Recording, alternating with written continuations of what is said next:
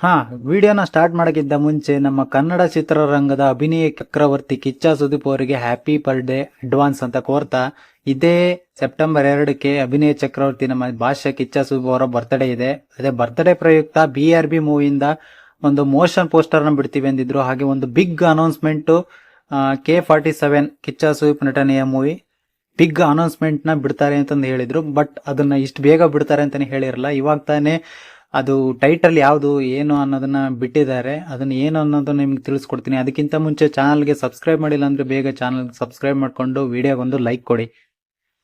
ಇವಾಗ ತಾನೇ title announcement ನ ಮಾಡಿದ್ದಾರೆ ಯೂಟ್ಯೂಬ್ ಚಾನಲ್ ಸರಿಗಮ ಇದು ಚಾನಲ್ ನಲ್ಲಿ. ಇವಾಗ ತಾನೇ ವಿಡಿಯೋ ಒಂದು ಬಿಟ್ಟಿದ್ದಾರೆ. ವಿಡಿಯೋ ನೋಡ್ಕೊಂಬಂದೆ, ಸಖತ್ ಇಂಟ್ರೆಸ್ಟಿಂಗ್ ಆಗಿ ಮೂಡ್ ಬರ್ತಾ ಇದೆ. ಒಂದು ಮಾಸ್ ಲುಕ್ ಅಲ್ಲಿ ಕಾಡ್ತಾ ಇರೋದಲ್ಲಿ ಕಿಚ್ಚ ಸುದೀಪ್ ಅವರು. ಆ ವಿಡಿಯೋನ ನೋಡ್ತಾ ಇದ್ದಂಗೆ ಅಲ್ಲಿನ ಸಿನಿಮಾಟೋಗ್ರಫಿ ತುಂಬಾನೇ ಇಂಪ್ರೆಸ್ ಆಯ್ತು.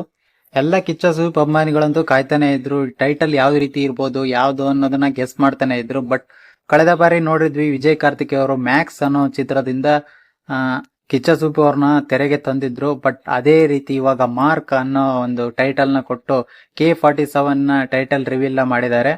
ಆ ಪೋಸ್ಟರ್ ಅಥವಾ ಟೈಟಲ್ ರಿವೀಲ್ ನಲ್ಲಿ ಯಾವುದೇ ರೀತಿ ಡೈಲಾಗ್ ಇರಲಿಲ್ಲ. ಬಟ್ ಅಲ್ಲಿ ಒಂದು ವಿಲನ್ ಕ್ಯಾರೆಕ್ಟರ್ ತೋರಿಸ್ತಾ ಇದ್ರು. ಹಾಗೆ ನಮ್ಮ ಕಿಚ್ಚ ಸುದೀಪ್ ಅವರು ತೋರಿಸ್ತಾ ಇದ್ರು. ವಿಲನ್ ಕ್ಯಾರೆಕ್ಟರ್ ಅಲ್ಲಿ ನೋಡಬಹುದು ಭೀಮಾ ಚಿತ್ರ ಖ್ಯಾತಿಯ ಮಂಜು ಅವರು ಈ ಸಿನಿಮಾದಲ್ಲಿ ಮಾಡ್ತಾ ಇದ್ದಾರೆ. ಯಾರು ಎಕ್ಸ್ಪೆಕ್ಟ್ ಮಾಡಿರಲಿಲ್ಲ. ಇವಾಗ ಅನ್ಎಕ್ಸ್ಪೆಕ್ಟೆಡ್ ರೀತಿ ಮಂಜು ಅವರು ಈ ಸಿನಿಮಾದಲ್ಲಿ ಕಾಣಿಸ್ಕೊಂಡಿದ್ದಾರೆ. ಎಲ್ಲದಕ್ಕಿಂತ ಬಿಗ್ ಅಪ್ಡೇಟ್ ಏನಪ್ಪಾ ಅಂತಂದ್ರೆ, ಈ ಮೂವಿ ಇದೇ ಕ್ರಿಸ್ಮಸ್ ಗೆ ಬರ್ತಾ ಇದೆ.